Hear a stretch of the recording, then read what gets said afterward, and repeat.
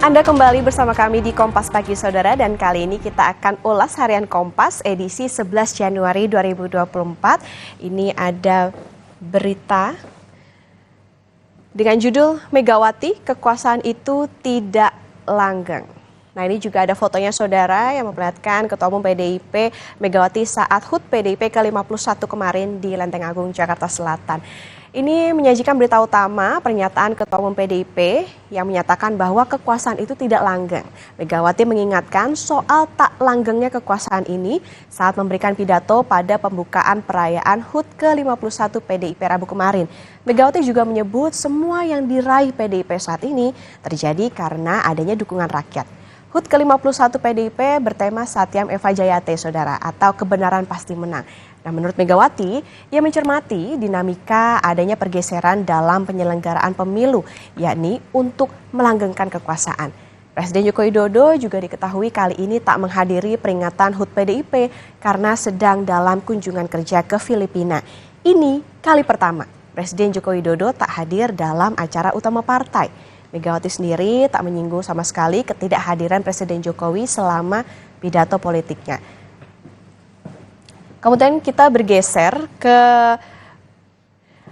berita soal Piala Asia 2023 dengan judul Kian Dekat Perang Indonesia Harus Segera Berbenah.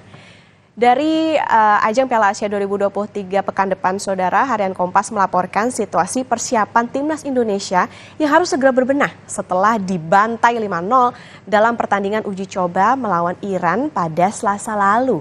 Hanya menyisakan 4 hari jelang membuka petualangan di Piala Asia 2023, kondisi skuad Indonesia belum memperlihatkan perbaikan yang signifikan.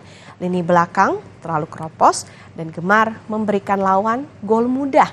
Kemudian performa penyerang juga belum bisa memberikan jaminan gol.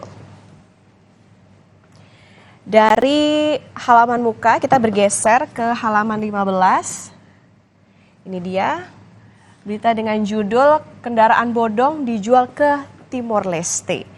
Nah, ini menyajikan laporan dari perkembangan kasus motor curian yang disimpan di gudang Pusat Zeni Angkatan Darat di Buduran, Sidoarjo. Dari penyidikan Polda Metro Jaya dan Polisi Militer Kodam 5 Brawijaya, saudara, terungkap ratusan motor dan mobil tanpa kelengkapan surat itu akan dikirim ke pelabuhan Diliport, Timor Leste dari Pelabuhan Tanjung Perak, Surabaya, Jawa Timur. Tim Polda Metro Jaya dan Pomdam 5 Brawijaya menangkap Marianto sebagai pengepul kendaraan dan Eko Irianto sebagai pengepul dan pemberi dana pengiriman ke Timor Leste. Satu tersangka lagi, ini berinisial GS yang berperan sebagai debitor masuk daftar pencarian orang. Barang bukti, kendaraan yang disita ini terdiri dari 46 roda 4 dan 214 roda 2. Jadi total ada 260 kendaraan.